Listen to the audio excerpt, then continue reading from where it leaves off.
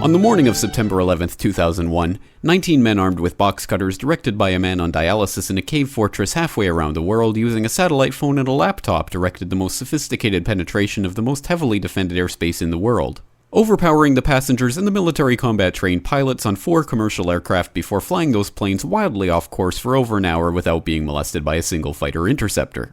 These 19 hijackers, devout religious fundamentalists who like to drink alcohol, snort cocaine, and live with pink-haired strippers, managed to knock down 3 buildings with 2 planes in New York, while in Washington, a pilot who couldn't handle a single-engine Cessna was able to fly a 757 in an 8,000-foot descending 270-degree corkscrew turn to come exactly level with the ground, hitting the Pentagon in the Budget Analyst Office where DoD staffers were working on the mystery of the $2.3 trillion that Defense Secretary Donald Rumsfeld had announced missing from the Pentagon's coffers in a press conference the day before, on September 10th, 2001.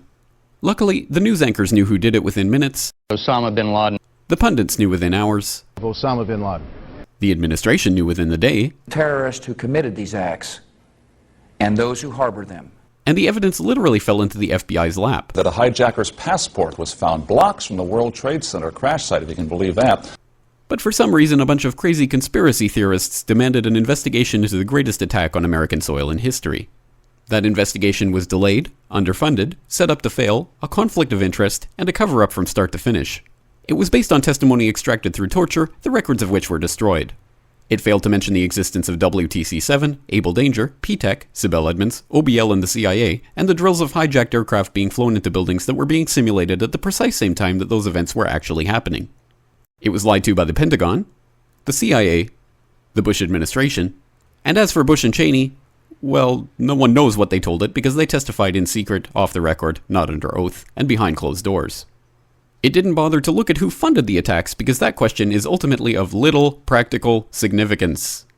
Still, the 9/11 Commission did brilliantly answering all of the questions the public had, except most of the victims' family members' questions, and pinned blame on all the people responsible, although no one so much as lost their job, determining the attacks were failure of imagination. Because Nobody in our government, at least, and I don't think the prior government that could envision flying airplanes into buildings. Except the Pentagon, FEMA, NORAD, and the NRO. The DIA destroyed 2.5 terabytes of data on Able Danger, but that's okay because it probably wasn't important.